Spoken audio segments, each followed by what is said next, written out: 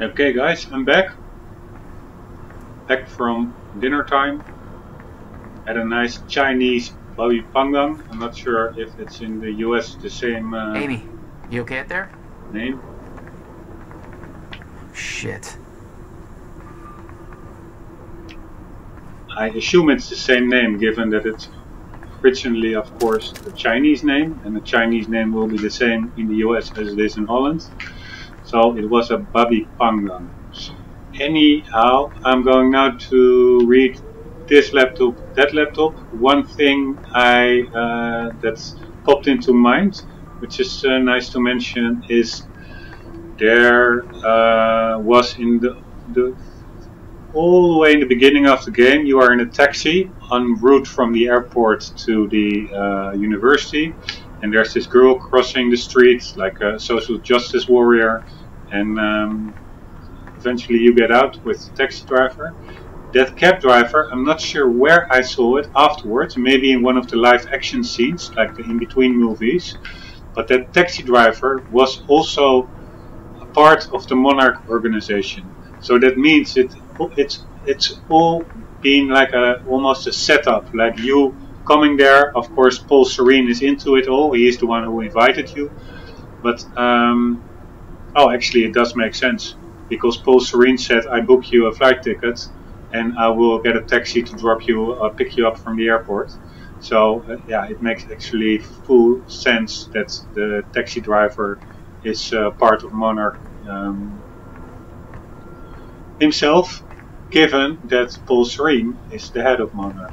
So actually, it's yeah, it's super logical and almost not worth mentioning.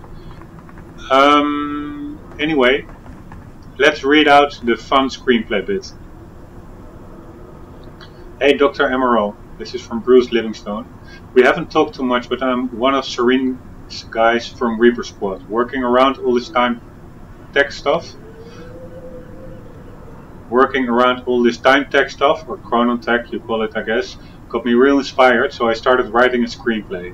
There's a lot of science talk in here, so I want a scientist to check it and make sure it kind of makes sense. Would you mind taking a look? Thanks. Here's the first half. Okay, it's super funny, because it doesn't have anything to do with science, and it's, yeah, this guy thinks himself an inspirational AAA screenplay writer, and yeah, see for yourself what he came up with. Time Knife, written by Bruce Livingstone, Act 1, Internal Office Night, or in the office. Bruce Savage stands in his office. He is sexually attractive. Somebody knocks on Bruce's door, and he opens it. It's a scientist lady.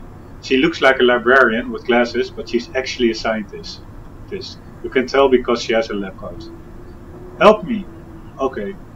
Take this knife, because some bad apples are trying to steal it, and it's very important. Okay. What's your name, handsome? I'm Bruce. Bruce, let's shake hands. Bruce and Lady Scientist shake hands.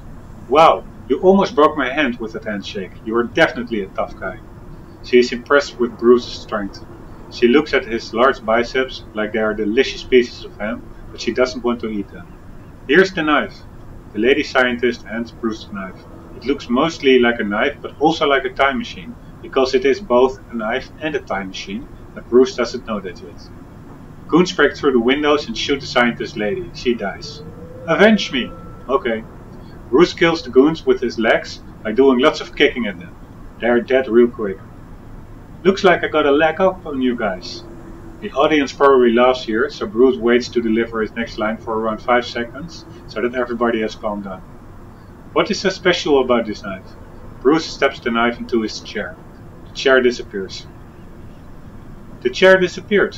He looks at the picture on his wall, which is a big photograph from 1932 with lots of people from 1932 in it. Bruce's chair is in the picture. Interesting. My chair traveled back in time to 1932 when I stepped it. When I step things, they travel through time. That explains why this knife looks like a knife but also like a time machine. Because it is. Both. Bruce's real goofy friend from across the hall runs into the room. He trips on something on the floor. His name is Slowbo. He isn't as fat as his name sounds. Oh yeah! That is Slowbo's catchphrase. He says it in a real funny way. Of Bruce, you saved my life. The scientist lady was only faking being that. Are you married? Bruce, only to my job. I find it attractive, but also respectable. She kisses Bruce's cheek. What about my cheek? Oh man! That is Slowbo's other catchphrase, which he says in a different but equally funny way. Bruce waits a few seconds for the audience to stop laughing before speaking. Wait, those lips were man lips, not woman lips. Bruce pulls off the scientist lady's wig. She's actually Bruce's boss, Paul Marine. Paul Marine is a douche. This is of course a joke on Paul Serene, which is the boss of this marvelous screenplay writer. So, my boss, but why? Paul Marine, I wanted you to kill those guys because they wanted me dead. I knew you were real tough, so you could kill them easy, but I don't respect you as an employee, so I'll always make you do the shitty jobs, even though you've been working at my company more than most of the other guys and are real smart.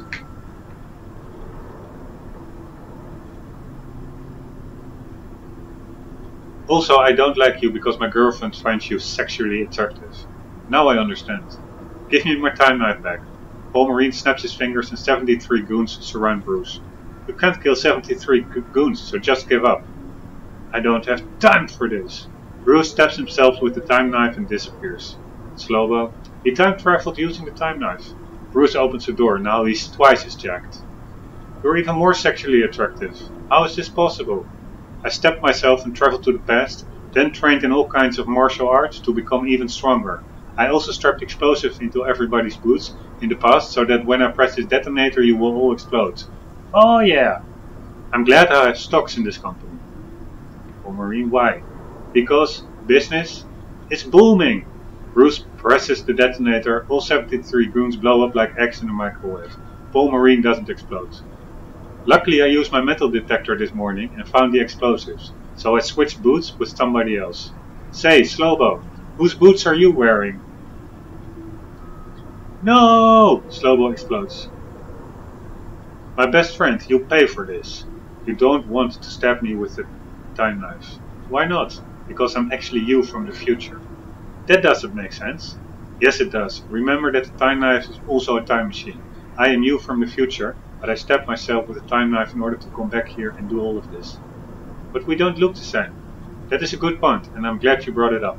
First I time traveled 700 years into the future, to a time where humans have created advanced technology that allows surgeries that completely change people's faces and bodies.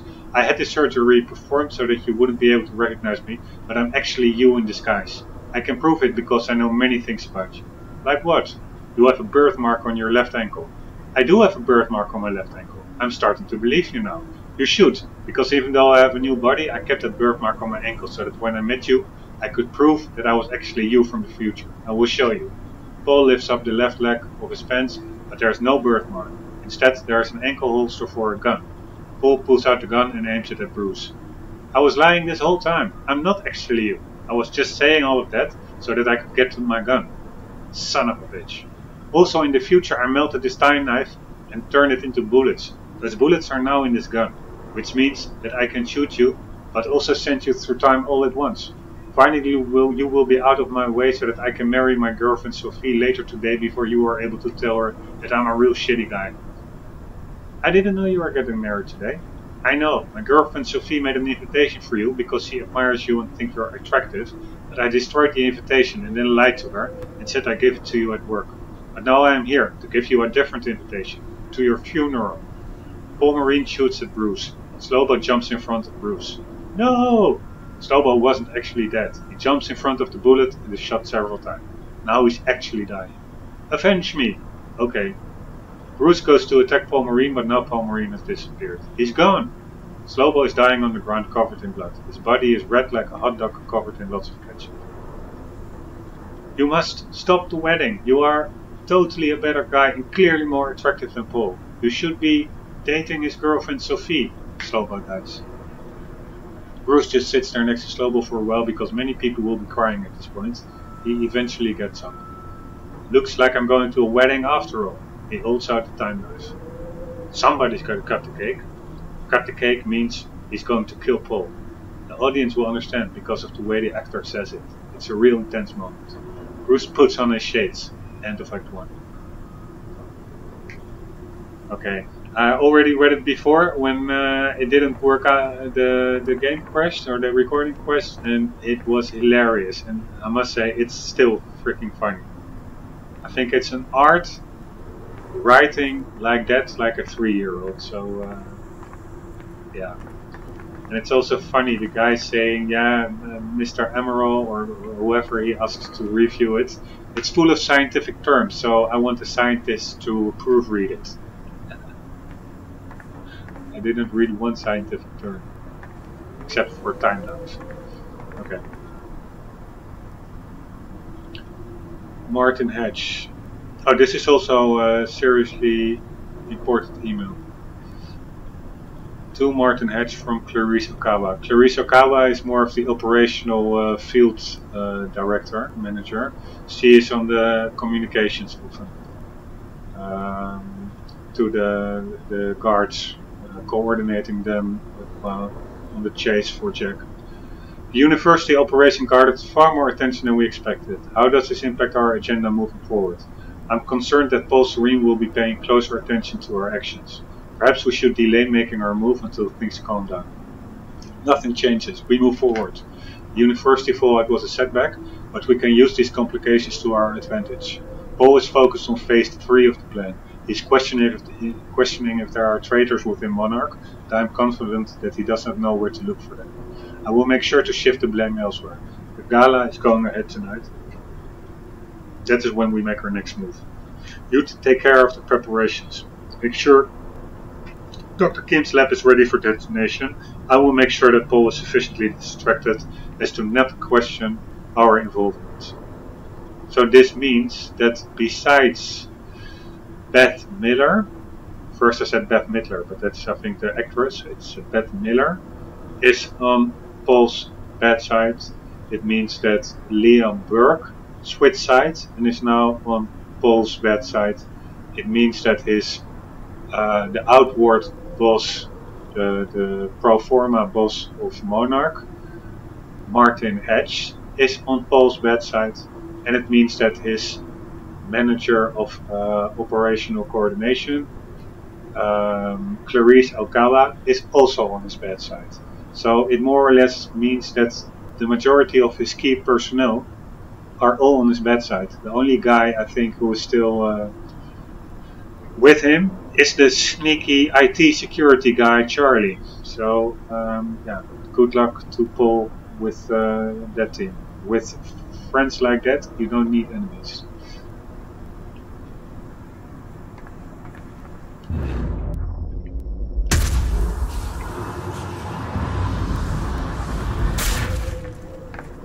What's that orange color?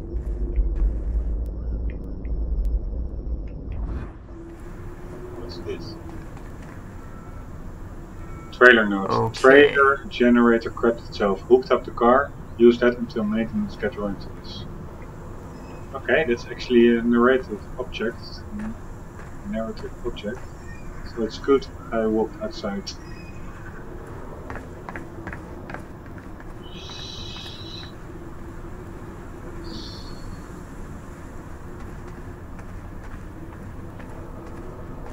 Okay, what I also saw, it's like Chinese vandals are roaming the neighborhoods because it's like a Chinese dragon / lizard with some Chinese looking graffiti. So probably we are close to Chinatown, I would say. In the other place where I also had this whole exposition or a short exposition on how cool US trucks are, the heavy haulers, compared to the EU ones. The US ones have like their engine in front and they really look like armored tanks. In the US, the engine doesn't have a separate engine compartment. The cabin is on top of the engine, so there's actually no hood whatsoever. It's just a flat surface, like a bus, like a touring car. So yeah, compared to the EU heavy lifting trucks, the 18-wheelers in the US, they are way more cooler. like the mechs and stuff. And before we go further,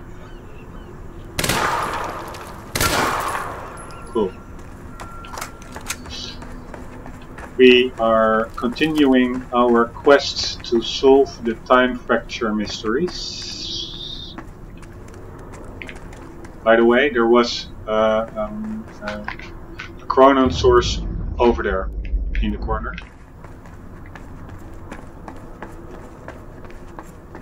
Which I was able to pick up. Now we are going to use some creative explosions.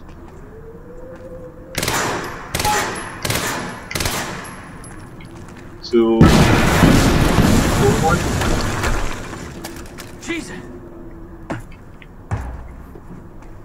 HQ, we just heard an explosion near the harvesting perimeter.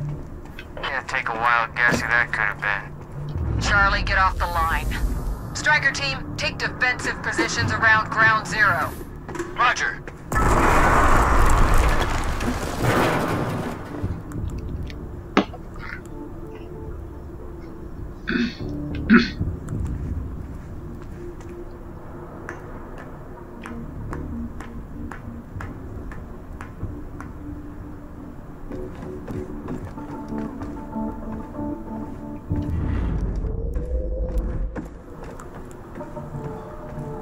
I recognized Will's workshop as soon as I saw the old billboard on top. The area we refer to as ground zero. It was clear that the workshop was at the center of the Monarch operation. I wanted to see what was in there, and it seemed to be the only way to the dry docks and Serene. Got the word. Safeguard squad's checking out that explosion. Striker team is establishing a defensive perimeter around ground zero. An entire striker team? For one guy? University incident got HQ wetting their pants. The kid's gonna get torn apart like a goddamn piñata. Okay, Pulsory. Will Joyce is former office location is over there near the Rex mascot billboard.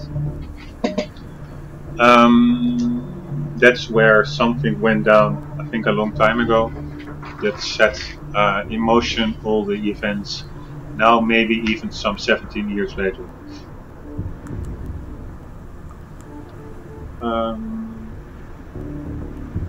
It's because he discovered like some time revolutionary knowledge about the concept of time when he was a student at the Riverport University, and he was a student of Dr. Kim, who I think I told it in one of the still existing recordings, but in case I did not, it's in one of the deleted, I will repeat it. Dr. Kim died under mysterious circumstances, and yeah, that Paul Serene probably had something to do with it. Dr. Kim built further upon the groundwork laid by Will, Joyce, and I think also another student called Meyer. The chronology or the actual dates or the time during which this all occurred is not very clear to me, because Dr. Kim, I don't think, wasn't killed too long, because Will was asked to replace him, and Will didn't join the Project Promenade too long ago, I think 6 months ago or something. So when Will laid his groundwork, and if he continued to work on it, or whether he fully handed it over to Dr. Kim, who ran away with it, it's not quite clear. Probably it will become so during the story, but what is clear is that in that building it all started, and that Dr. Kim continued with the data that was collected during the experiments over there, and that somehow that got him probably killed. Or at least it is mentioned in several places that Dr. Kim died under mysterious circumstances, which doesn't predict much good, which may be expected entails like a murder or something. Okay, anyways, let's continue.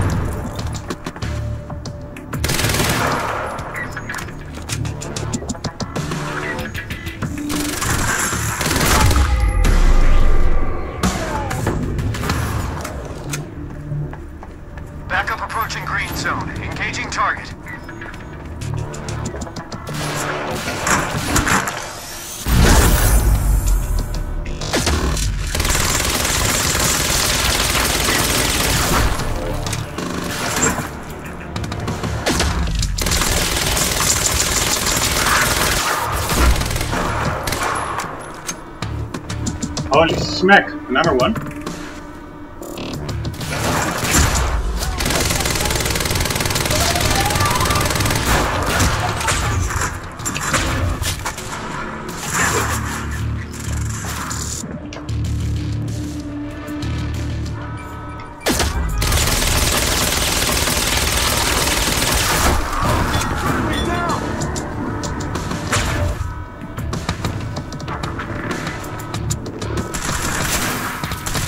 Holy fuck.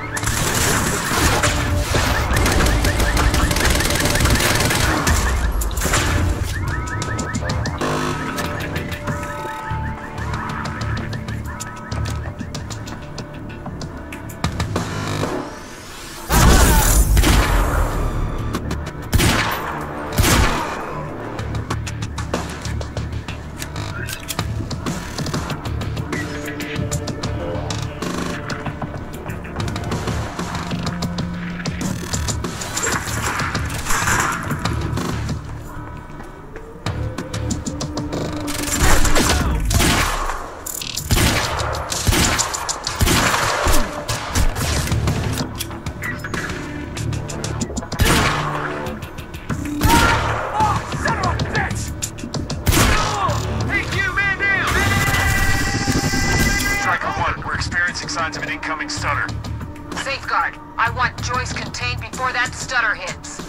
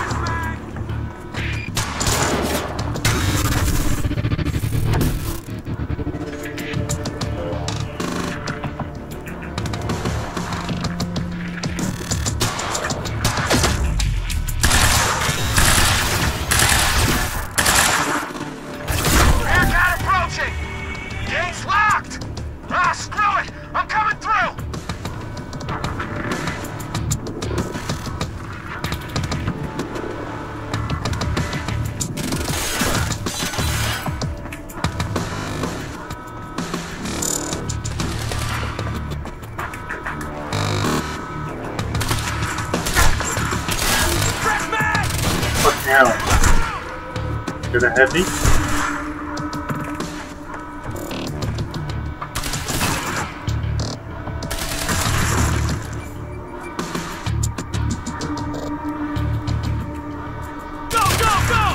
No, it's not.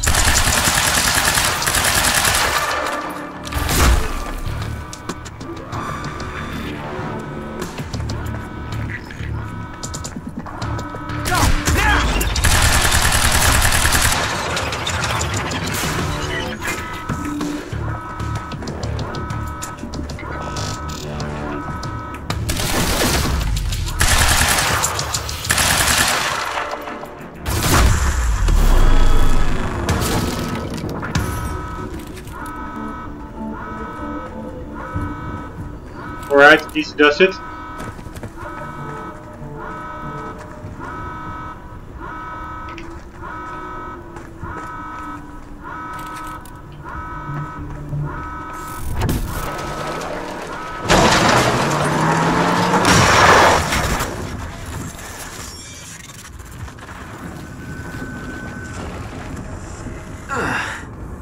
Nice driving, guys. Cool, new weapon.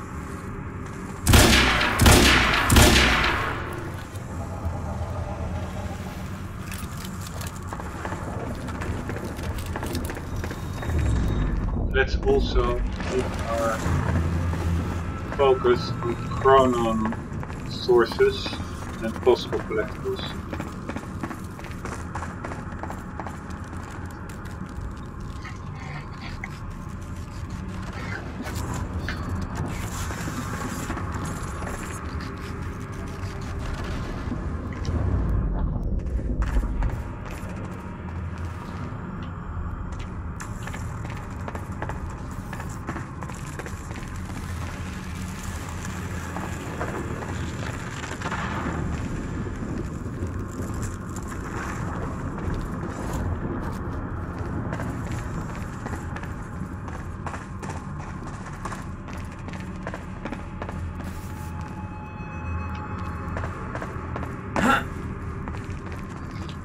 Also in this area, by the way, outside.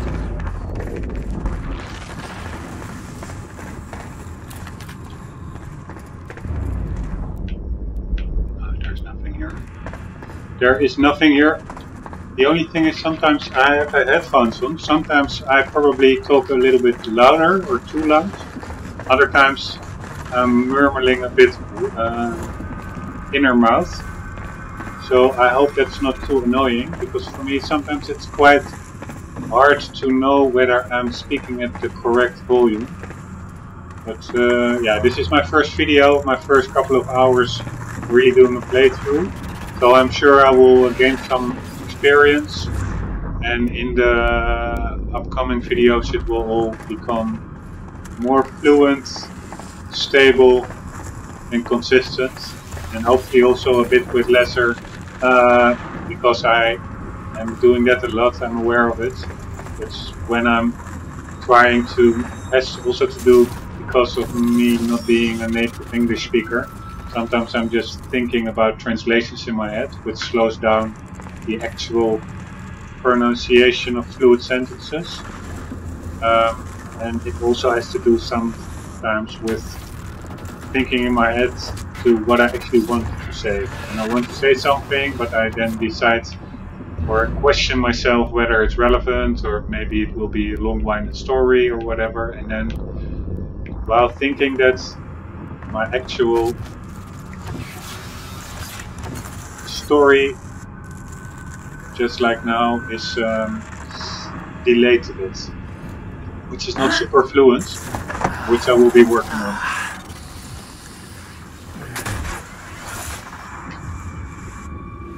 Yeah, this is where I think approximately I stopped the first time. A little bit outside. Paul developed technology for his men to move through stutters. He knew the fracture would occur, prepared for it. Oh shit. And he never tried to stop it. Oh shit.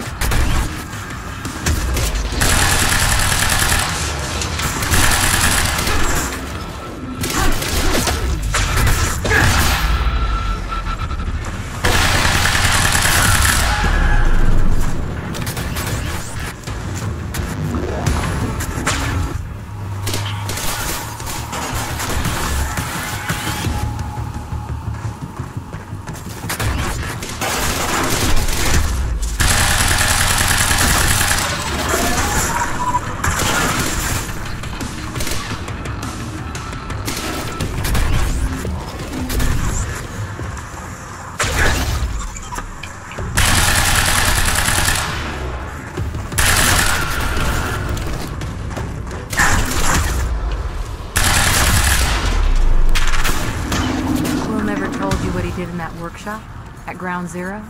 No, never. He hid that part of his life from me. Nothing prepared me for the weirdness that was waiting there. And even that was just a prelude to the bad stuff that would follow in that same place later.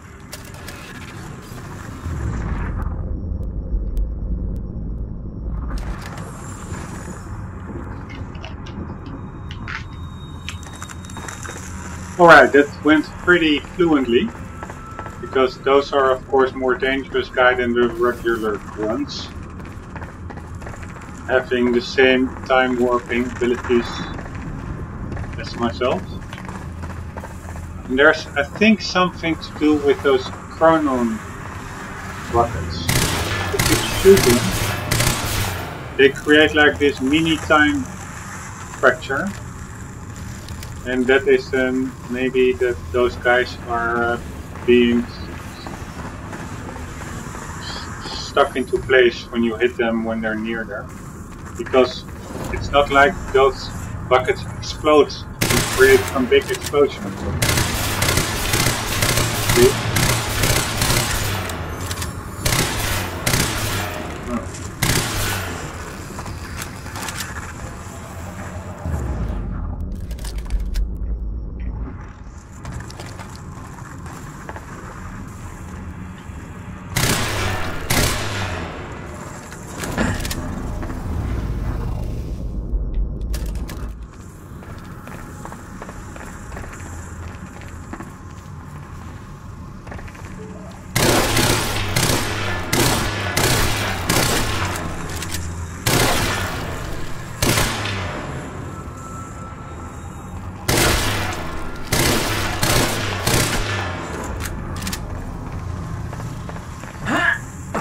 Don't like these tactical SMGs, so let's swap them out ASAP.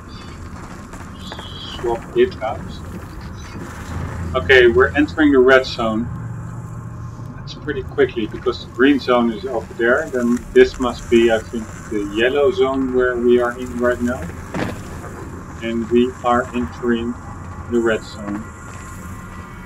And you can also see that there is quite some distortion effects going on here at Ground Zero. So I don't know what the hell Will Joyce did in his apartments, but it sure did have consequences. This is where you can go to the portable toilets. By the way, these are products. It just occurs to me that they are not really sexy or whatever, but they are a necessity in all the construction yards all over the world. So it will not be like the most sexy job facing portable toilets, but I'm sure that if you have a company doing it, I mean nobody wants to work in it, that you can make loads and loads of money. These are those kinds of products that you really don't think about, but they are everywhere, like in festivals, concerts, construction yards, and I bet you it takes quite some money to place one and maintain one. It's the only way forward. Okay, out of the time fracture. Oh, saying it, immediately a new one pops up. Absolutely no entry. I'm pretty sure that's more of a guideline than a rule. Yeah, that's what I would think too. Let's continue. Head first, full ahead.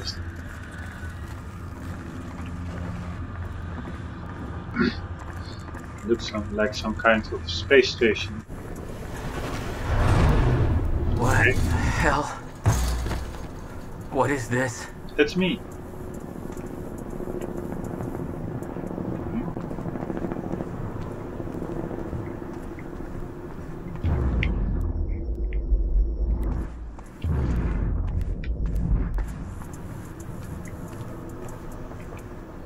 I'm chasing myself from... What the hell? Hmm?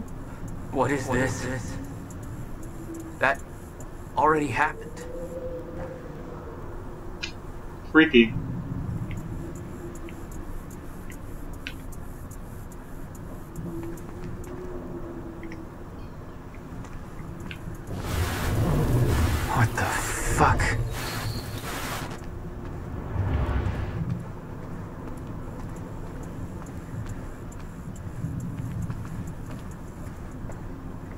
The thing is, it's all really weird, but I yesterday saw a podcast of Joe Rogan with quantum physicist Lawrence Krauss and also another guy, and the stuff they are dealing with, it's all not what is impossible or what is possible. Is it really exceeds your expectations. So time warpings and crazy stuff going on. It's in a lot of quantum physicist theories, like multiverses, like multiple universes and stuff.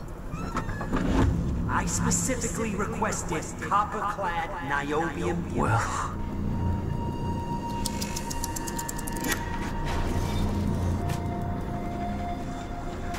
We are now in Will's, where it all began, workshop. But I want to say, all those strange phenomena, a lot of them are not really being ruled out as impossible up front, just because it sounds weird. there's no words to describe it. Will was gone, but he was all around me. This entire secret life he'd never talked about, everything he tried to protect me from, it surrounded me. A puzzle, trapped in broken time. We all thought he wasted his research grant, his career, obsessing over some failed experiment. That's what he led us to believe. What he built there, it never failed. It works. It works. Whoa. Whoa. That means they got estranged to each other. For like 6 years they didn't speak to each other. Also because I thought initially because of the custody thing. Will was the custodian of Jack. But actually it was Will working in secret on something major, which was the actual reason. Need my grant extended another year. Please, don't do this.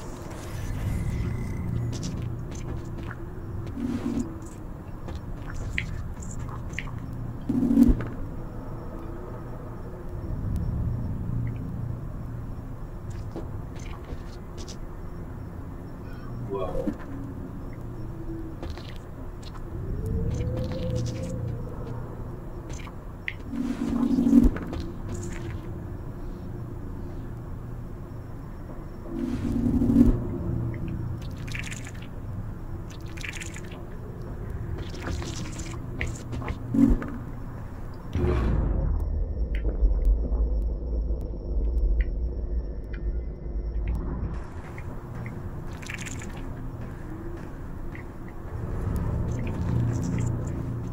Yes, quite some serious hardware collected.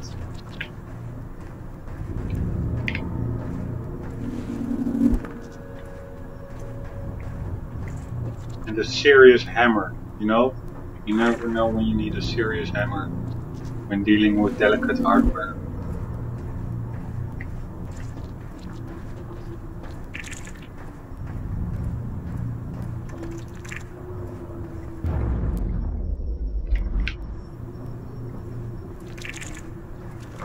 Cool old CRT monitor.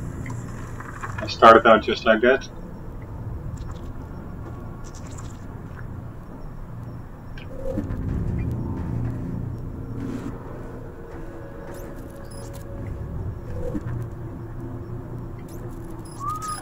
That's how it was, you younglings, in the 90s.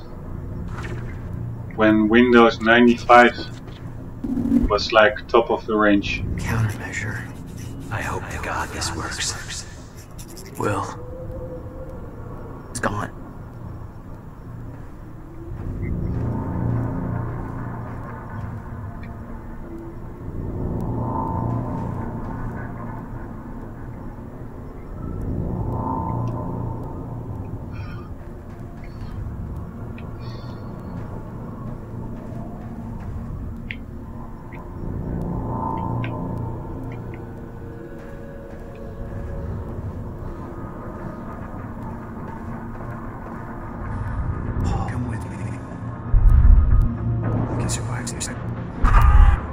You're the only other one who's seen what I've seen. No, I don't.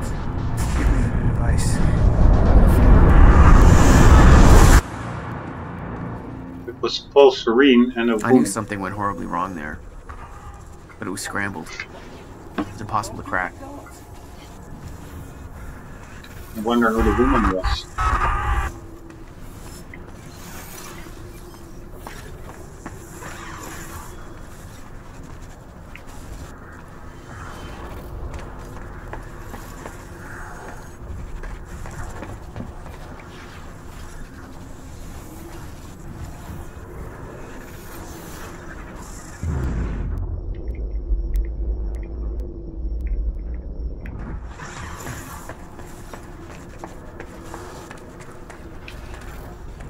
I wish I had a flashlight.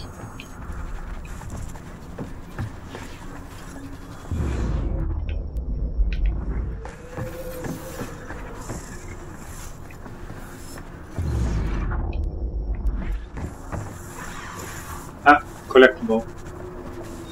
Huh. Ah, cool. I think that's like a time fracture thingy or something. So that will have influence on the live action scenes that are coming up, I think.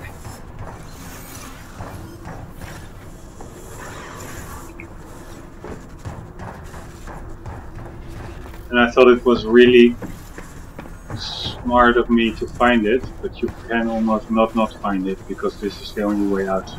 I thought it was just a side room, but it's not. It's the way out.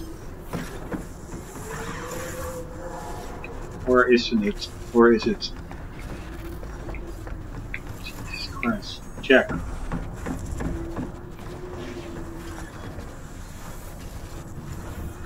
Cool. This is, I think, Liam Burke.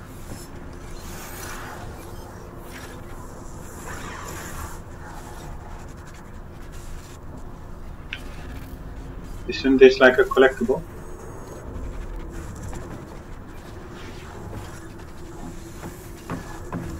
Didn't seem to be counted.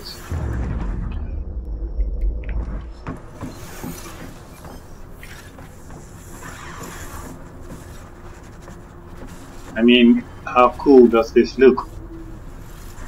That's also what I so appreciate in video games. It was overwhelming. Every unanswered question I had was compounded by what I'd seen at that workshop.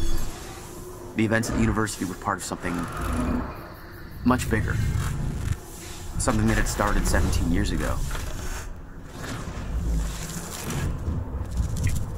Video games, they can do so much more compared to movies, and often the scripts and in the fantasy, the fiction, is way better than the average blockbuster movie from Hollywood.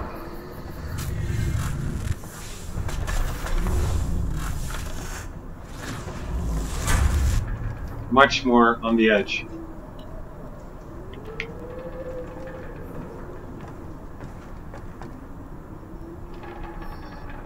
Alright.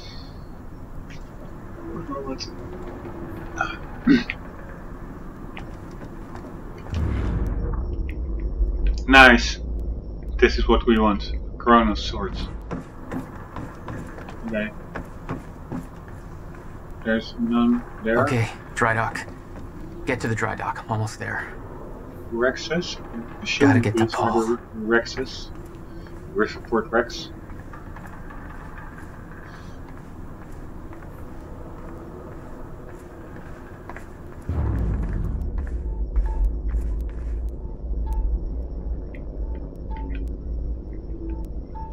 God damn it, I hear it there. And that's what is already closed off, so I don't hope that I missed it. A nice safe. Sturdy safe. Okay, do we have a CR dosimeter? Nope. Light radiation protector suit? Nope. GPS sync chronometer? Nope. Connection to the operation PMRS? Nope. If I knew what PMRS was. Radio station. Private. Okay, again from our snitch Charlie. Trespasser alert. Amy Ferrero is in the goddamn security station unsupervised. My understanding was that Amy Ferrero was supposed to be recording a series of false confessions for our PR campaign. Clearly that's not the case. How do I know she's unsupervised? Because A, she's in the goddamn security station, and B, she's digging through sensitive Monarch files and transferring them to a USB stick. No big deal, just, you know, all of Monarch's secrets. Radio alert is already in effect. Converge on her location immediately. Do not let that USB stick leave this operation. Oh, and remember Jack Joyce? The guy you were supposed to stop from turning our entire operation into a clusterfuck? Maybe get on that while we still have an operation left? Can you just act like this was your natural environment? You know, like a high school locker room, and he's the kid who can read a full sentence without moving his lips? Just fuck him up, Charlie.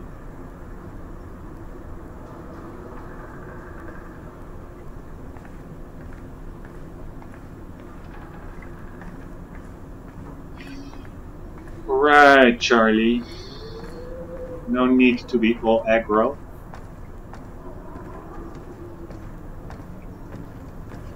Okay. Cool, that little thingy down there is moving. You see? Even reacting dynamically. How cool is that?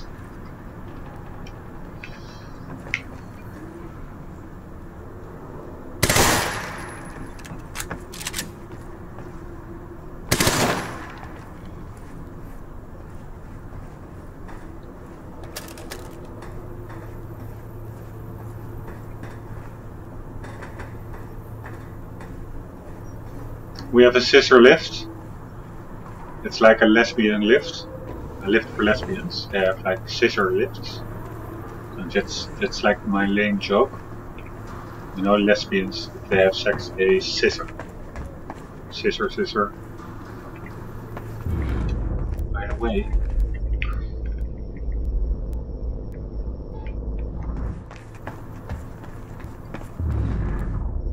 I am missing out, I think, on a lot of sources here. I have to remain attentive.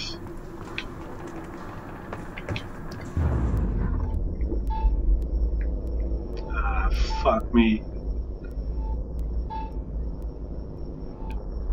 That's where it came from, I guess.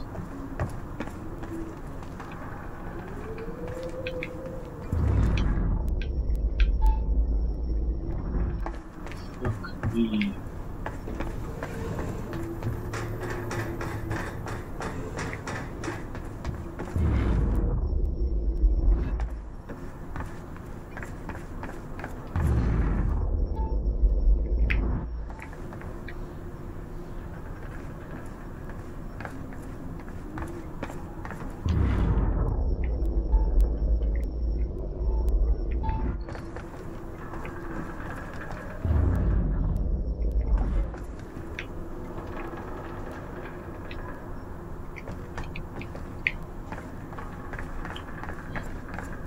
Okay, screw it.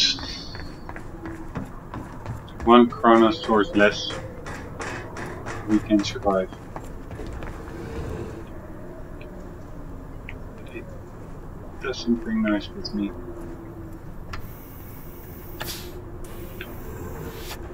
Especially if you think you've been through all nukes and crannies. Enemy spotted!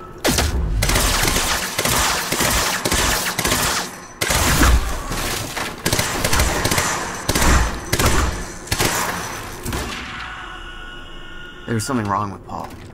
Chronon syndrome. He'd had his powers much longer than me. What was the cause? Was I sick as well, or was it his time travel? I didn't know. It didn't make anything he'd done any less hateful.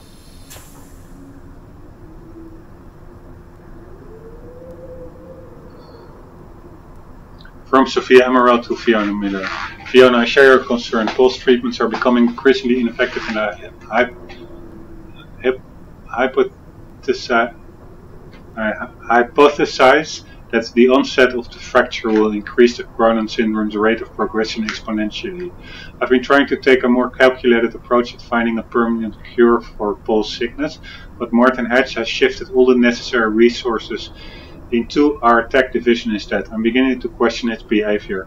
Every attempt I've made to discover a cure has been met with Martin's red tape. Just between us, I do start to wonder if Martin even wants Paul to be cured.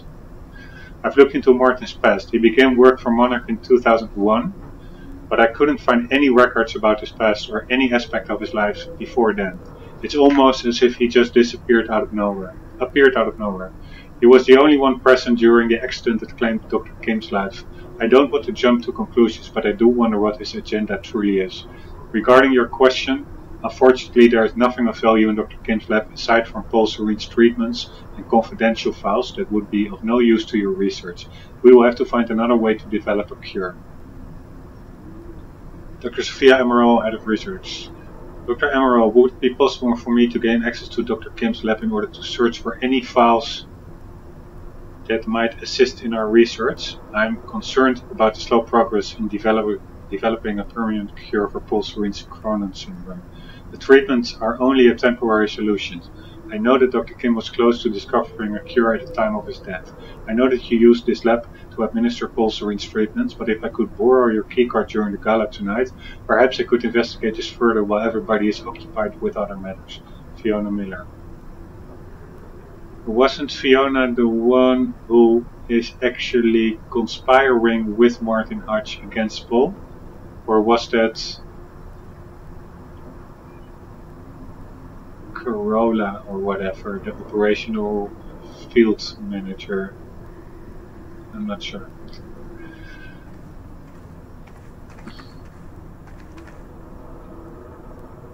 Paul's head. He has like this big hole in his brain, or a big spot.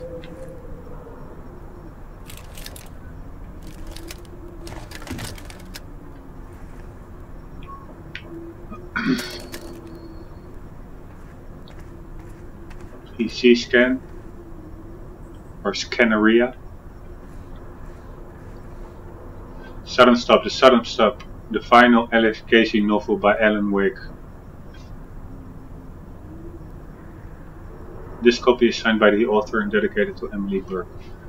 Hey, that's Alex Casey. That is the movie that played in the beginning part of the game in the University Square, in one of the tents of the protesting students. And I at the time was thinking, okay, Alex Casey, that is Alex that resembles Alan, and Casey resembles Payne from Max Payne. Yeah, not exactly, but a bit a similar kind of word. Or at least the vocals, or the, yeah, I don't know how you call those numbers, the letters, the A and the E, they are the same a bit in Payne. No, they are the same, the A, the E and the Y. So I thought, hey, that's like a throwback from the developers to the past games, Alex Payne or Max Payne and Alan Wake converged into Alex Casey. But actually Alex Casey is the main protagonist of the novels by Alan Wake. I didn't know that lore part, so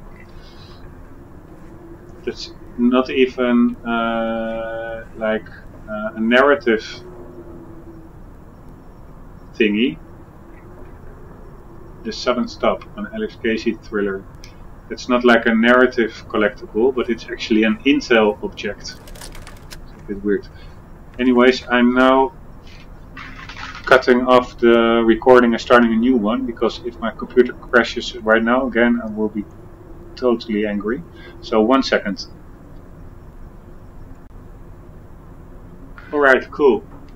We're back online. And it's saved, so that's cool. Beth Wilder. Oh, it's not Beth Miller or Midler, what I thought it was Wilder. Regarding Jack to Fiona Miller. Oh, there's also a Miller, so it's like super confusing. Fiona Miller she looks like the girl who was with the tech guy who was trying or looking to seduce the Charlie guy when he was eating a burger in the beginning of the game. So maybe they are teammates, these two. Fiona, William Joyce is dead. Our only shot at stopping this thing is Jack. He can lead us to the countermeasure. I still believe that. Serene got to Jack first at the university. Too much heat for me to intervene. He's being moved to Ground Zero. I'm following the convoy there and will rescue him once his transport is past security checkpoints. Not gonna be easy, but it might be our only shot. Keep Charlie Wincott distracted so he's not looking over the security feeds. Ah, that was her distracting Charlie Wincott, asking him on a date. My cover won't, asking him to join him to the company party that evening. My cover won't last much longer. You need to be my eyes on the inside. I agree, you should check into Dr. Kim's lab and let me know what you find. I know gaining access will be difficult, but with the gala tonight, you might have a window. Might be able to steal Dr. Emerald's keycards. I will contact you once I'm on the other side. Okay, so that's another party against Paul. So Paul's PR campaign against me and social justice warrior did bear fruit. Everybody is suspecting me. But actually within his own team, everybody is against him as well. So, poor Paul.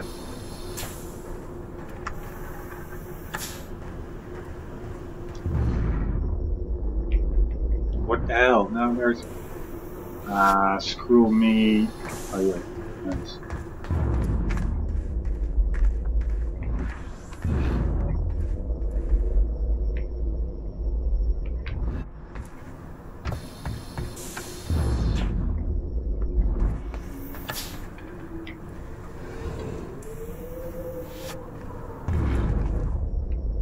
It should be there. I can even hear it. But I don't see it. And that was also the case in the train yard. It was super close by, but it didn't display in game. Can I do something with it? Not much. Oops, read the rules. This is a laboratory preparation area. Wear laboratory coat, wash your hands on entry and exit, wear eye protection. Oops. Lab coats must be worn in this area. Oh, that is my counter. But I just restarted the video, so we will set it for another hour. And then it really is bedtime. But I'm actually having too much fun. So here goes. Or no, I have to put it shorter. No, that's not necessary. Okay.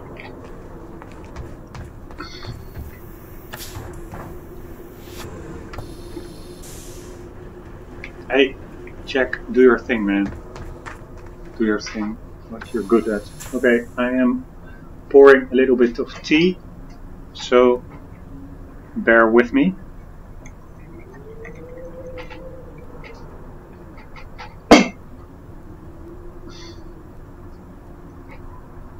One moment, I have to take a sip.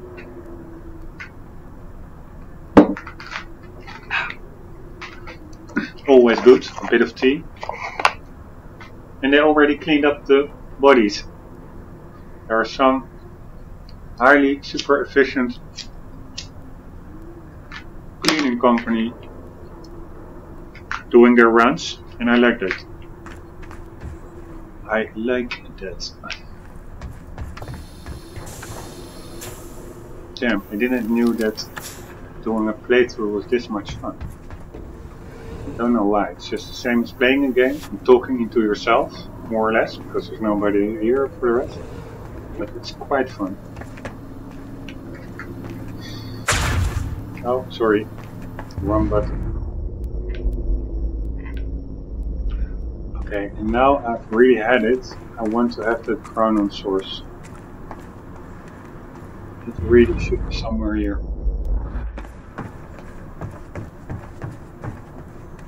Hit the screen and try to escape from the broken time. What is this broken time? Looks like pretty working time. Pretty okay time. Okay, here's one.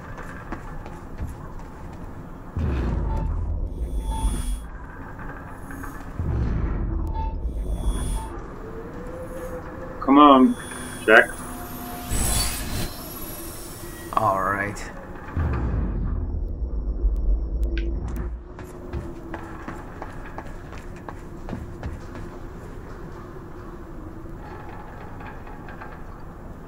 One moment.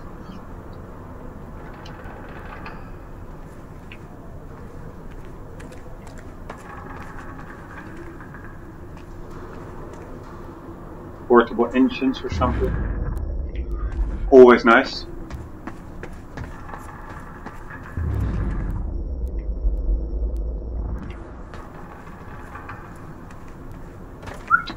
Physics.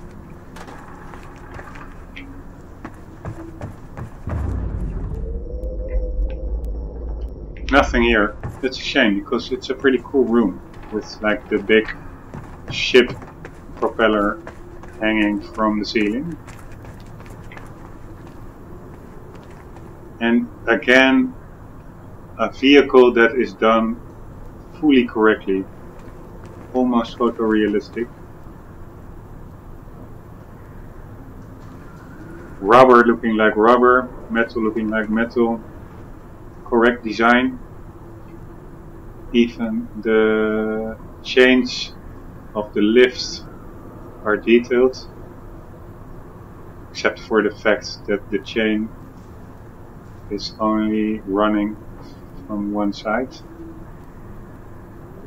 which does seem a bit awkward, but nevertheless, kudos. Just like the Nissan electrical Nissan Leaf, this looks really good.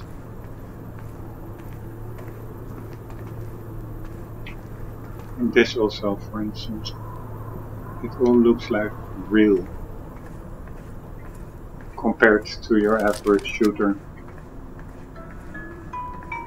Yeah. Jack, you have to understand that Will forced my hand. What the hell happened to you? There's no use fighting. You killed him! I'll explain when the time is right. You'll meet me tonight at the Monarch Gala. Gala? Time's ending and you're having a fucking party. Because when time ends, my plan... We do this now. I'm not meeting you at... Yes, you are. I've already seen it happen. Seen what? What's this all for? Goodbye, Jack. No! One moment. I saw their words and I know what it means. Caustic. But I don't know exactly anymore what it means. Actually, I say I know what it means, but I do not know what it means. And I'm too curious. One moment. That's like an information for all of you. Caustic means able to burn or corrode organic tissue by chemical action.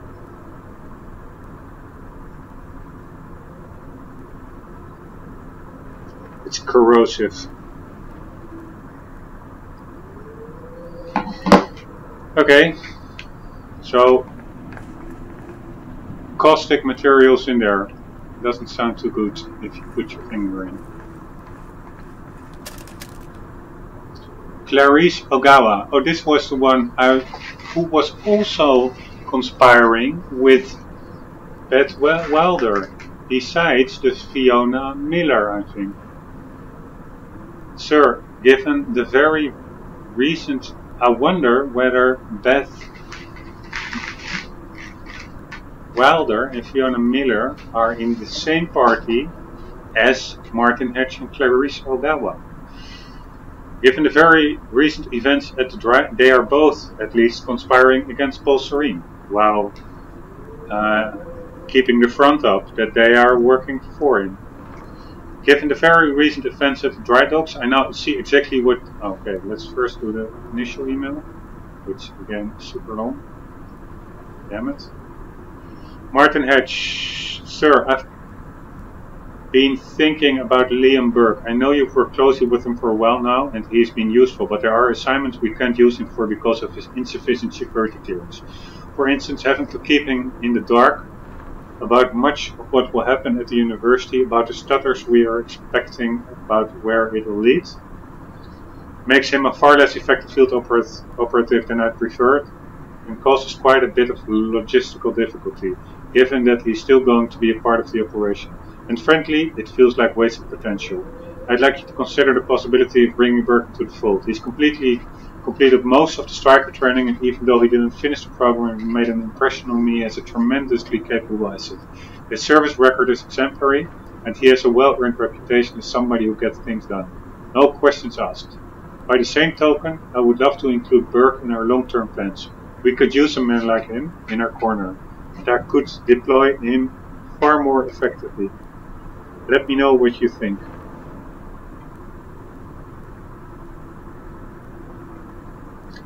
Clarice, I understand why you consider Mr. Burke an asset to our future plan. Unfortunately, while he is an exceptional individual, he is less suitable for the kind of duties you have in mind than may be immediately obvious. I'll explain. Yes, he's been trained as a striker, but Mr. Burke was disqualified, and for good reason.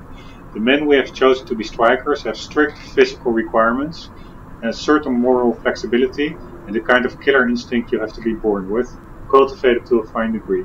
A ferocious knack for survival. Mr. Burke certainly has those qualities. He wasn't disqualified from the striker program because he lacked them, or because he couldn't wrap his head around the technical aspects of operating the technology. In fact, his performance was exceptional, so I fully agree with you that he's an impressive operative. But strikers, by their very nature, have to be made aware of Project Lifeboat and its purpose, at least on a general level, and that means they have to be able to accept its implications. Unfortunately, Mr. Burke has a deep attachment to his wife, and the fact is that even if we brought Mr. Burke in, that wouldn't guarantee a spot for her in the program. To be blunt, we don't need any more nurses, and we're already at capacity overall. We need Mr. Burke, but we don't need his wife. Mr. Burke would never accept that, particularly now that Mrs. Burke is pregnant. Therefore, it's vital that he doesn't understand the nature and scope of the threat we face. As for having him play a role in other aspects of future developments, I suspect that despite his seemingly amoral nature, Mr. Burke may have other qualms he's not consciously aware of.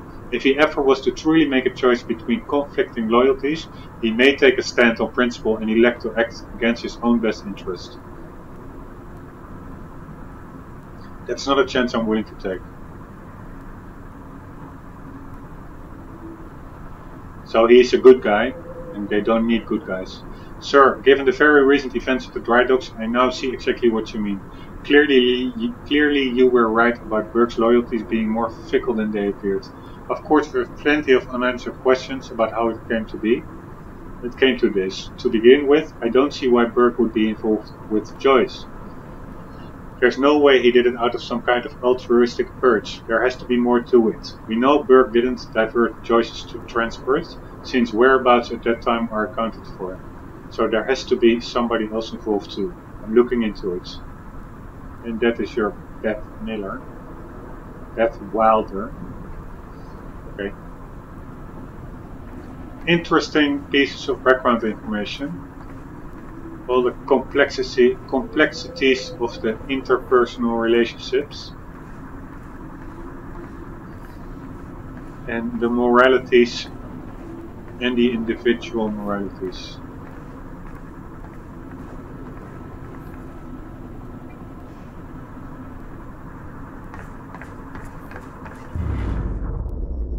Here is this place where you could find. No, I think it's up there. A nice Cronin source.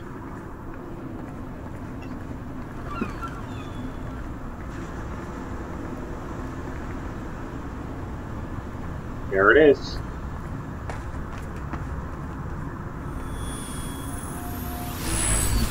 Very nice.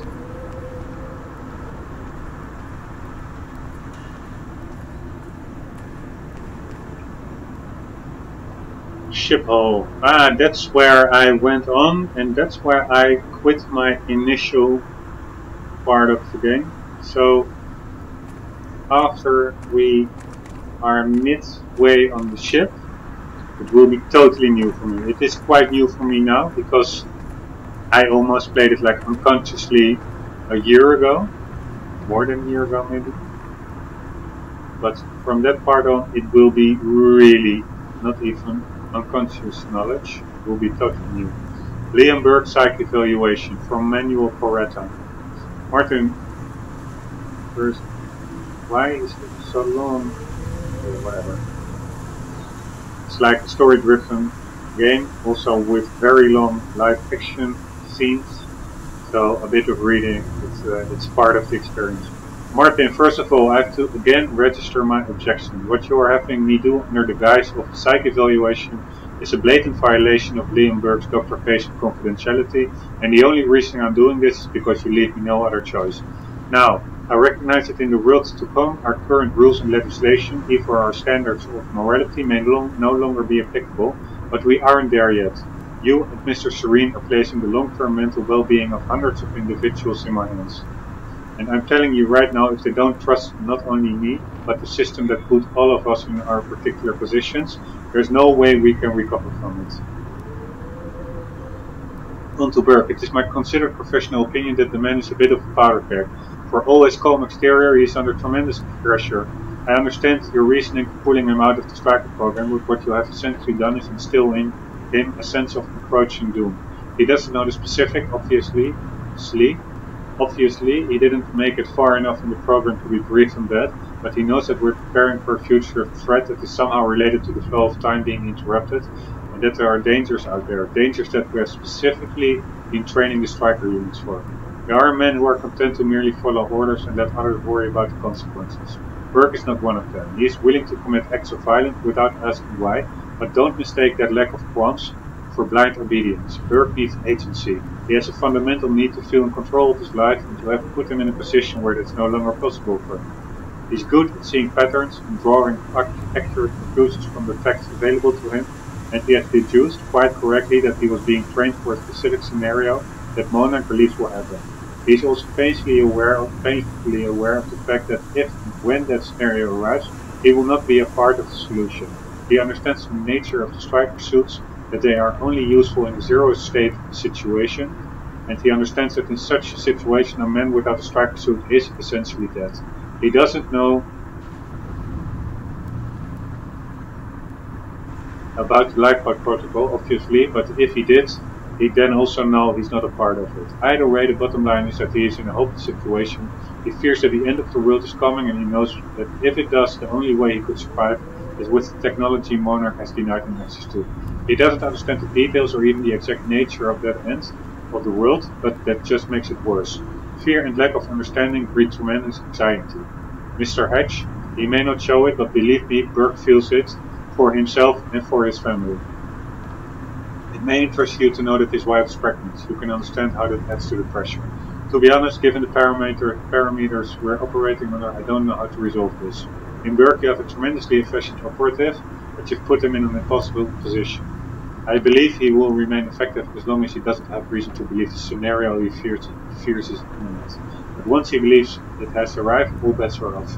That is, unless you can give him hope of survival, but at this point, resentment and suspicion are starting to turn into paranoia, and frankly, I'm not sure he would trust either of us anymore.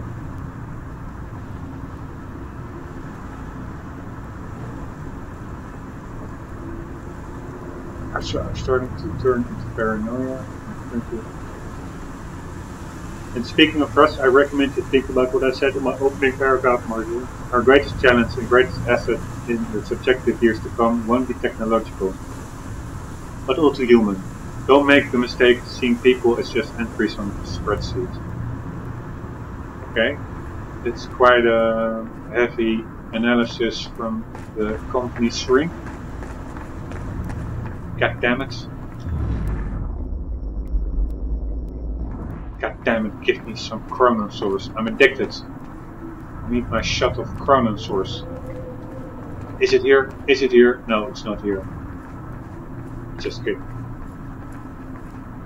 I must say, besides having a good company Shrink and quite a heavy-duty security division, Monarch also has quite, how do you say it, an active marketing department, because damn, It's everywhere. Monarch Solutions, Riverport Security Division. It's Monarch Solutions in, Monarch Solutions out, Monarch Solutions start, Monarch Solutions end. You read it everywhere. Which I guess is done under the adage of power of repetition. The power of repetition is what they believe in. Okay, here we go. From our favorite snitch Charlie Wincott to Amy, regarding Amy Ferrero, to all personnel. What up, fool? So I looked up Amy Ferrero. She checks out pretty much how you'd expect. Good grades, no student loans because daddy's got money, popular, the classic, I'm better than you because I care so much package. Not studying anything even remotely useful in a world where you gotta work for a living. She's into this whole activist lifestyle, always protesting this or that, and generally just hugging every tree and saving every whale she sees. Yawn. On average, she signs 2 petitions a week and generally spends half her life sticking her nose in other people's shit. Credit where it's due, she's pretty good at it. Also, she's got a lot of friends who are all into this stuff, and she seems to be real good at getting them coordinated. Kinda makes her perfect for her purposes. Because if you can talk her into saying what we want, there's a lot of folks who are gonna listen. Because if you can talk her into saying what we want, there's a lot of folks who are gonna listen. No boyfriend or girlfriend. I don't know which way she swings. Why doesn't she put that on the internet? Doesn't she know that's what it's for? But there's that family of hers. Looks like she's got real close ties. So if we need leverage, that's where you'll find it. You may want to make sure she stays on our side though. Like I said, she's pretty popular with the rest of these people. And if they get the idea she's been screwed over, they just might get pretty mad. You know how these neo-hippie bleeding heart hipster types are. Always up in arms about something. Holy shit, I'm glad I'm in the school anymore. Charlie. Okay. You're not a hippie, Charlie, but you're a fucking KGB traitor or snitch. Okay, this is probably an indication that a fight is coming up, I would say. What do we want? Do we need a carabiner? No, we want a shotgun. And we have like a small SMG. And we want an assault rifle. Very nice.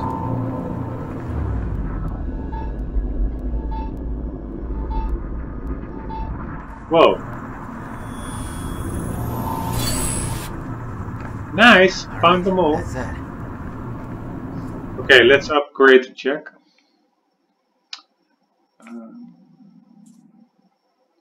Do we want the active pulse? User will reveal enemy positions. Enemies revealed the functional range. No, I really don't care about enemy positions. As mentioned before. An extra time stop might be nice.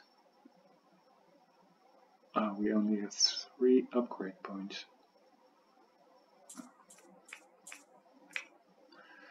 An extra time dodge would be nice, or maybe goddamn, we need one more. So it's I think we found all chronon sources up until now in the game, so it's not possible to go, I think, until the next chapter to start upgrading more, unless you want to buy this.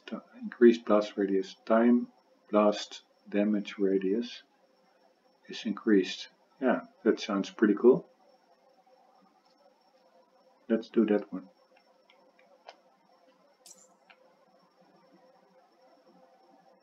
And reduce cooldown, that one would also be really cool, but it's really expensive. 6 upgrade points. Okay, we are at 95% completion. We just need 1 media more. Okay, that's actually pretty good. Then we have... Yeah, okay, there's this one document in the industrial area that I went through it, I told you, like 5 times, literally, and didn't find it. So I'm gonna just Actually, I should run through it again. Maybe I will do it separately offline sometime, or I will just check YouTube where it is, or the internet. For the rest, 100%, 100%, 100%, 87%. One I know, so then we will get to 94% or something. And the other one I will just check. I must say, in the beginning level, it was more getting to grips with the game, etc. I didn't search that with that much focus, so yeah.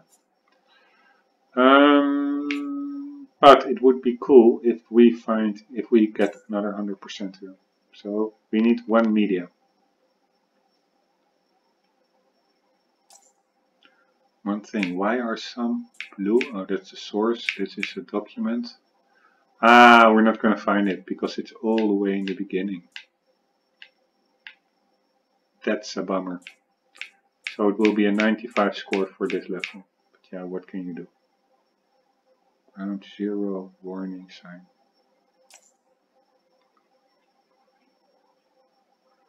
That's a pretty simple Photoshop job, this warning sign.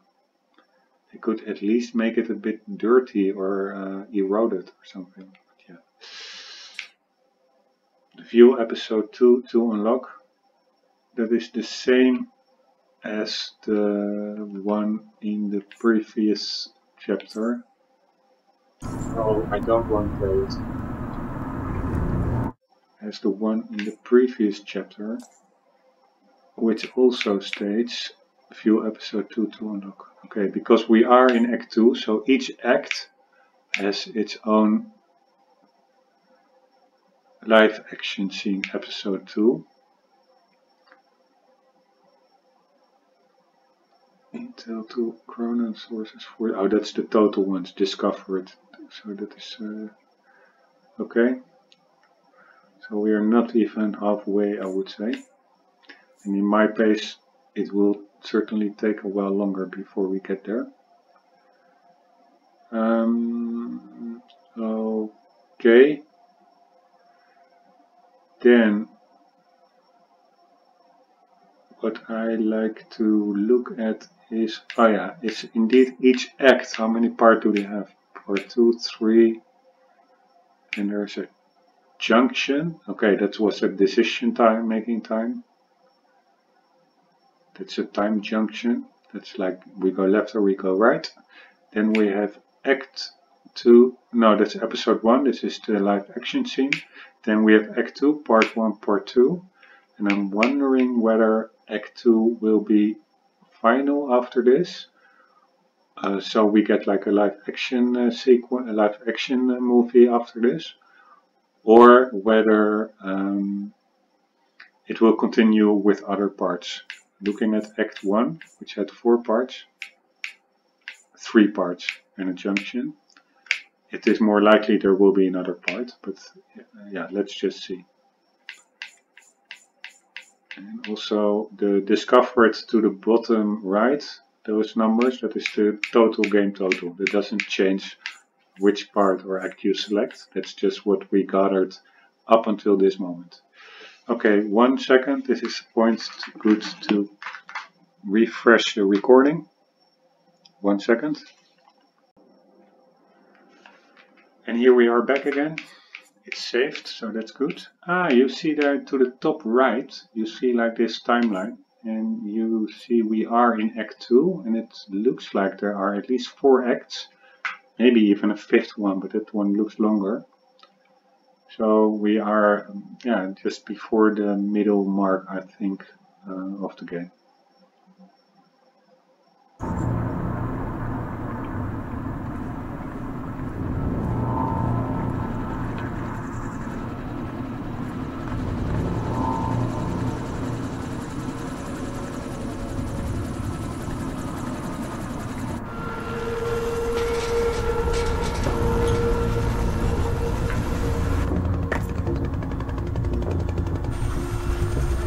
Sir. Paul. Oh. Come back, God damn it! Don't.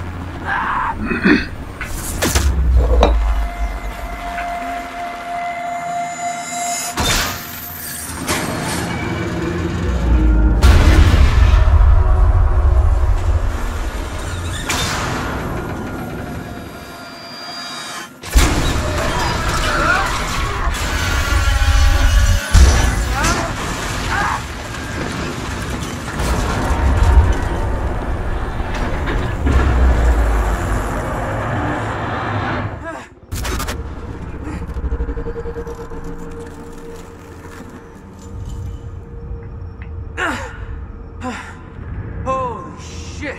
Holy shit. Gotta move. Come on. This was where I left off.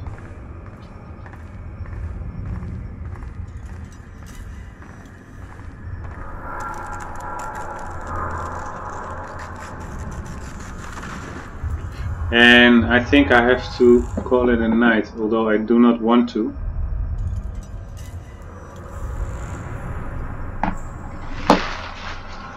Let's see if we are in part 3 of Act 2 now. No, we are still in part 2, so let's finish part 2 and then it's call it a night. The thing I'm thinking of is if I edit it, like in I have this edit software, it's called Shotcut, and it will decode and encode the whole MP4 that the game DVR software of Windows 10 creates. And I wonder whether that is actually really detrimental to the quality of it. Because now I'm sometimes saving a shorter section, like not an hour or 2 hours, but let's say 60 minutes, 16 or 15 minutes. I wanted to add that to like a longer one. Then I need to edit it, and it will be decoded and encoded, and then it will be maybe again encoded by YouTube. I wonder whether the quality really takes a hit from that. So maybe I should more strictly keep it up with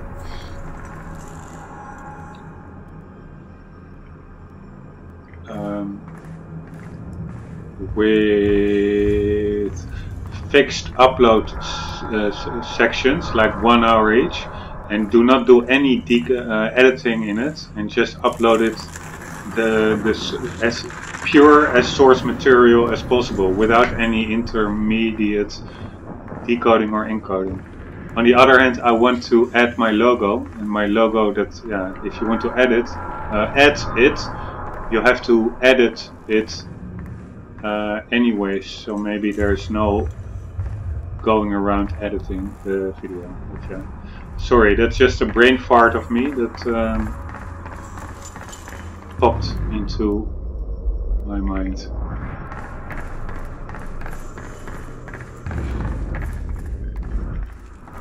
Okay. Focus, Jack. Focus. Let's focus, man.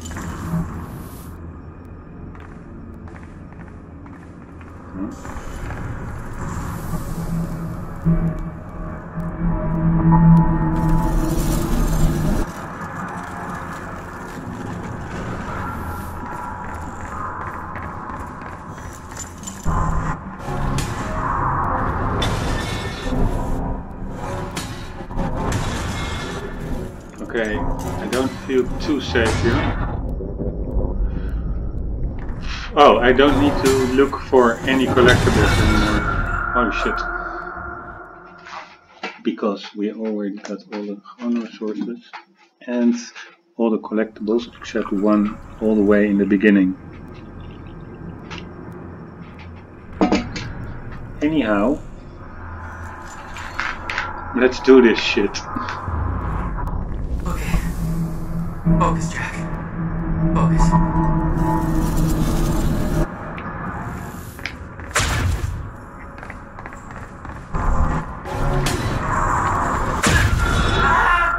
God damn it. Check.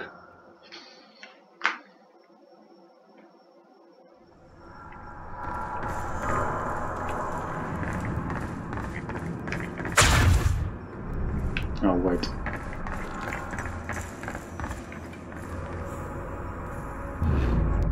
Okay. Focus, Jack. Focus.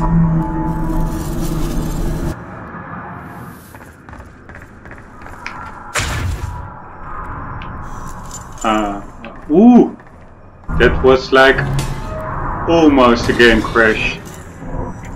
I got away very lucky there.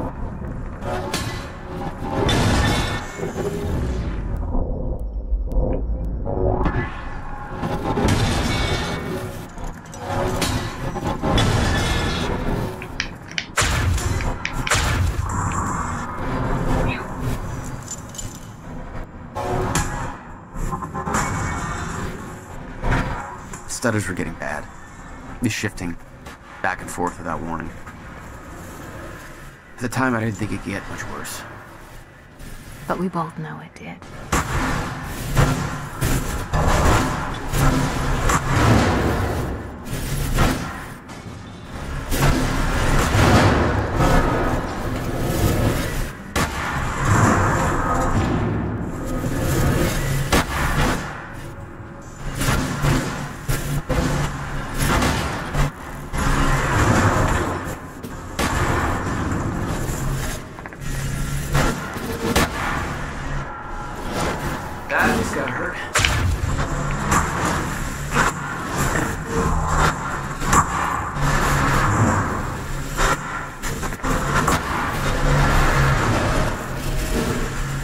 Okay, because it's such heavy materials here, it's like a very cool location because it really makes you feel on edge. Because can you imagine being in real life such a big ship? Everything you see weighs at least a ton. You feel pretty vulnerable.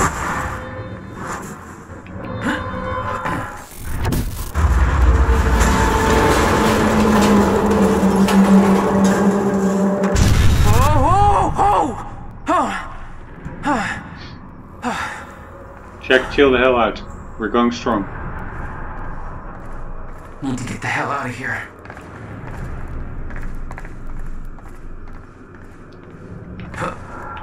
I mean, this is cool game design. Just come up with a setting like this. Jesus! Cutting a little close, Jack. Jesus Lord. Jesus Lord Savior. No, there are no emails or anything around here, so let's stop looking. It's like a goddamn maze in here.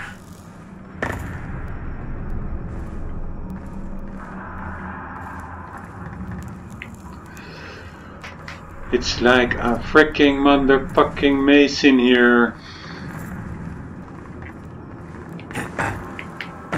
Come on, Jack. Get your act together.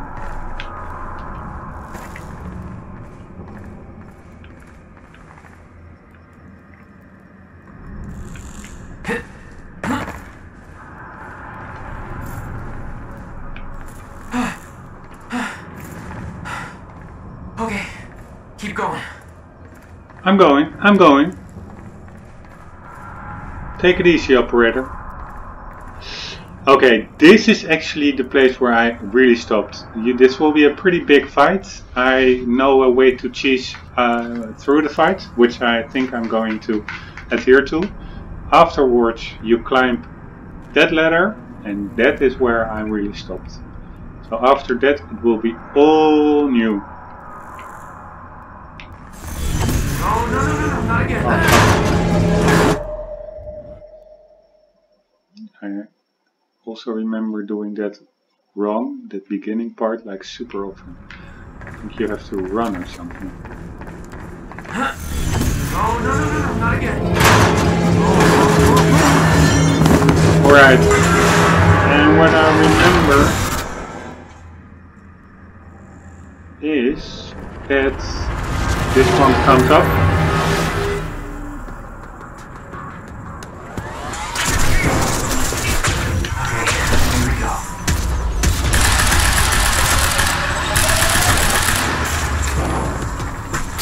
These guys are not the problem. The problem are these guys. No, also not those guys. The problem are the invisible guys. That guy.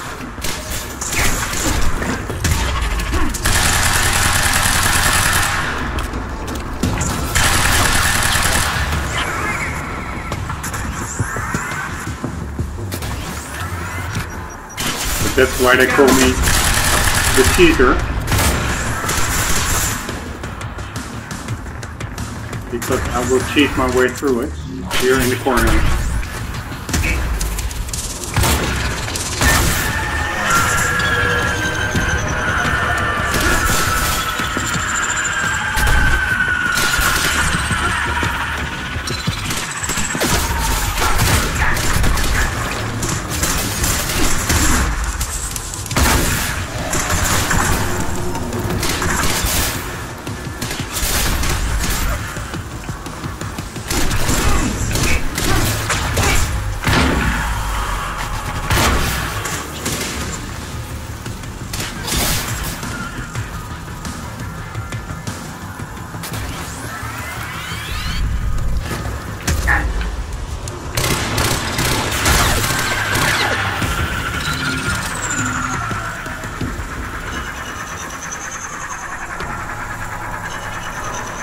Okay.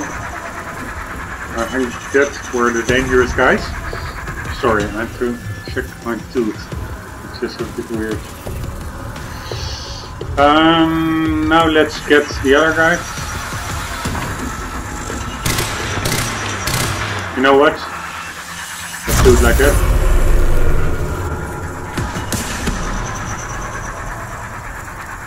Beth had been on her way to meet me. I expected she was frozen somewhere up there, by the side of the dry dock.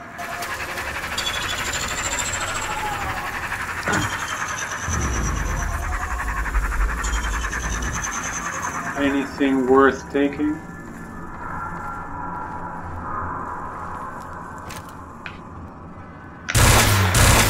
No, I don't like that one. I like that one better.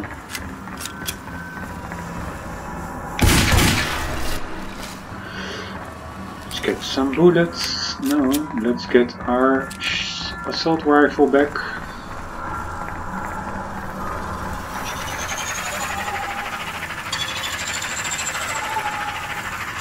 Wow, cool, you can still interact with them. Okay, the assault rifle, I have no idea where I left it.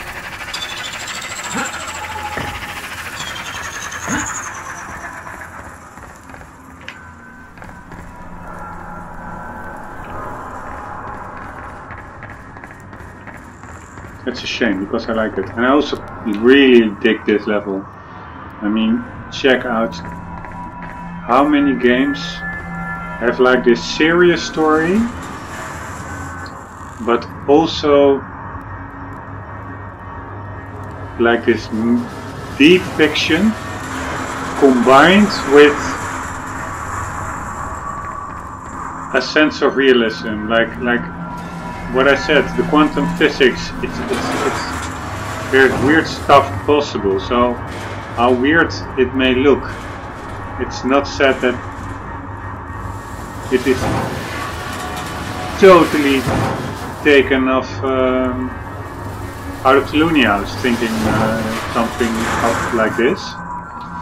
So how many games can get that cool balance between seriousness and craziness?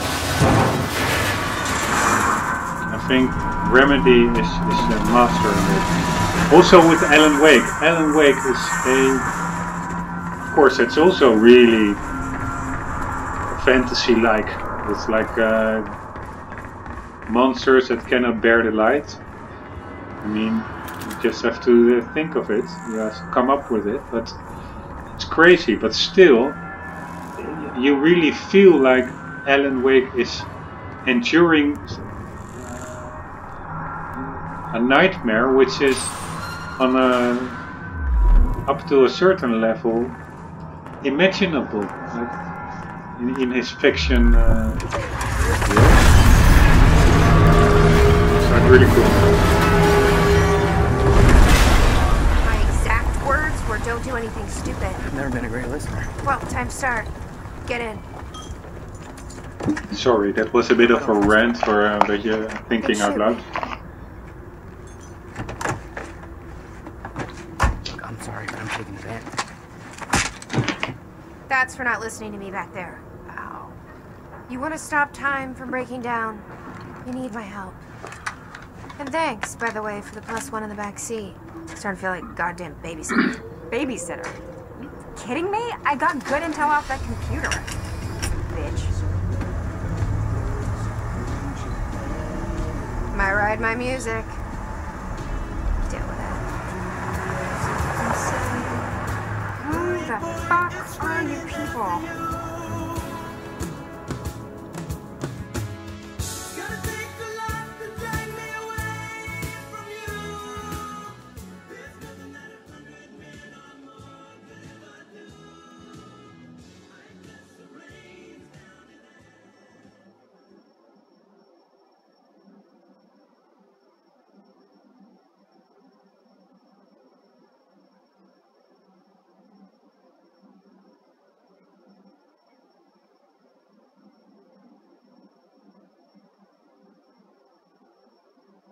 By the way, I always found PC gaming and all the graphical developments each generation super interesting, like achieving photorealism, or starting with the What led you to the original swimming hall? Oh, Will said there was something important in his briefcase. Crisis. All I found was a key with Bradbury Swimming Hall on the chain. Only lead we had. I guess this is it. This building's been shut down for years. Perfect place to hide something you don't want found.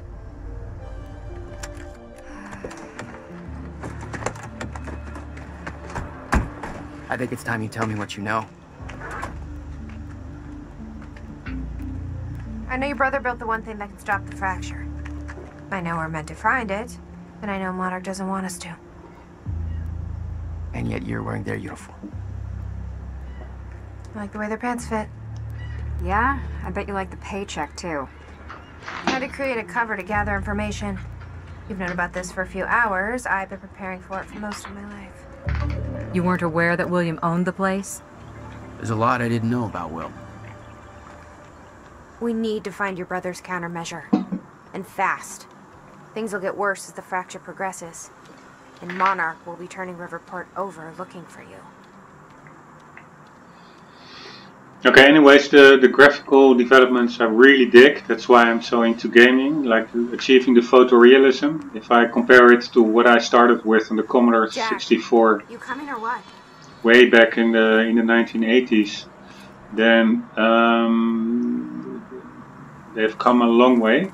And actually what just hit me with this is the first game that really mixes live action scenes, so real cinema, into the structure of a video game, which is really like the convergence of the two. I always thought, and that is also what I think still will happen, is that video games on their own feet will approach a level of photorealism, and by that way push out the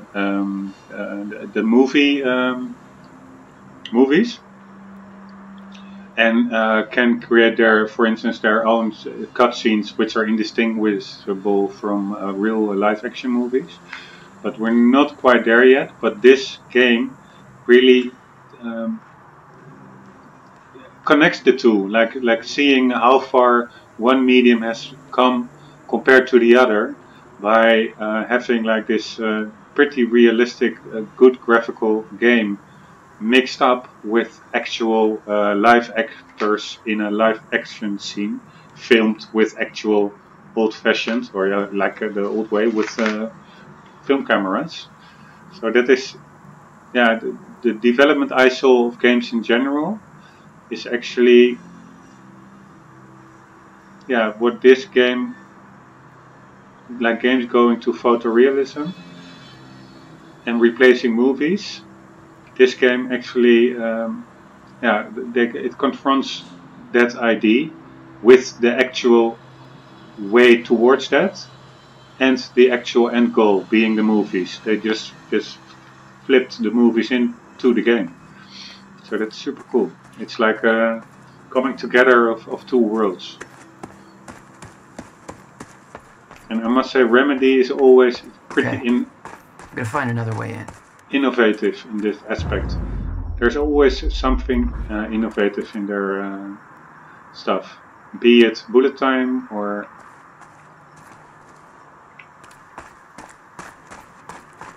mainly bullet time. But yeah, that was a big thing.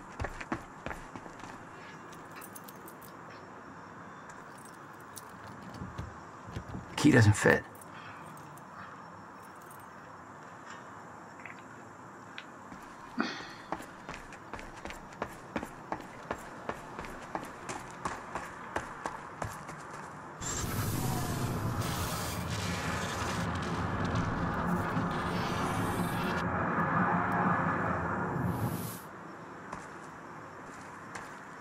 Okay, is this temporary? Temporary? Yes, it is.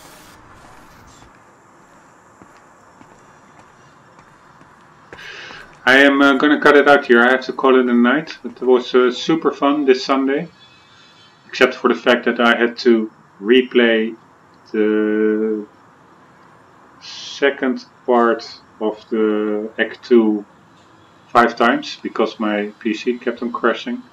Still, it was fun. And I'm looking forward, I think, to tomorrow night after Hurry work, up, Jack. where I will We be need to get filming inside. the next clip.